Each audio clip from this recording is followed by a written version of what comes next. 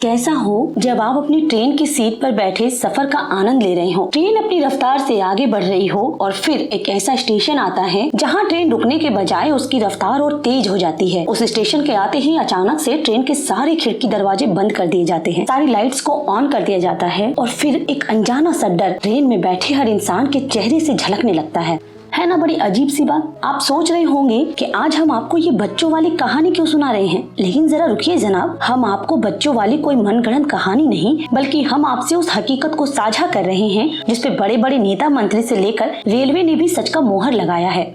दरअसल हम जिस रेलवे स्टेशन की बात कर रहे हैं वो है बैगुनकुदार, जो पश्चिम बंगाल की राजधानी कोलकाता से लगभग 260 किलोमीटर की दूरी पर है। कहते हैं कि ये स्टेशन कभी यात्रियों से गुलजार हुआ करता था। साल 1962 में स्थानीय लोगों की सुविधा के लिए बनाया गया ये स्टेशन शुरुआती दिनों में तो आम स्टेशनों की तरह ही था। रेलवे के स्टाफ थे, यात्रियों की चहल पहल थी और ट्रेन का आवागमन भी सामान्य था। लेकिन साल 1967 में स्टेशन मास्टर ने पहली बार रात के सन्नाटे में स्टेशन पे एक लड़की को देखा जो मानो ट्रेन के आने का ही इंतजार कर रही थी। लेकिन जैसे ही ट्रेन के आने की आवाज आई, लड़की ट्रेन के साथ साथ दौड़ने लगी। इसे देखकर तो स्टेशन मास्टर के होश ही उड़ गए। सुबह उसने आसपास के लोगों को ये सारी घटना बताई और फिर कुछ दिनों के बाद उस स्टेशन मास्टर की मौत हो गई। अब बैगुनकुदार नामक उस स्टेशन पे तो ये घटना मानो आम हो गई थी। आए दिन रेलवे के स्टाफ को वो लड़की दिखने लगी जो ट्रेन के साथ साथ दौड़ती। कभी कभी तो वो दौड़ते हुए ट्रेन से भी आगे निकल जाती और पटरियों पे नाचने लगती। लेकिन आश्चर्य की बात यह है कि जो भी स्टाफ उस लड़की को देखता, कुछ ही दिनों के बाद उसकी मौत हो जाती। धीरे धीरे बात जंगल में आग की तरफ फैल गई।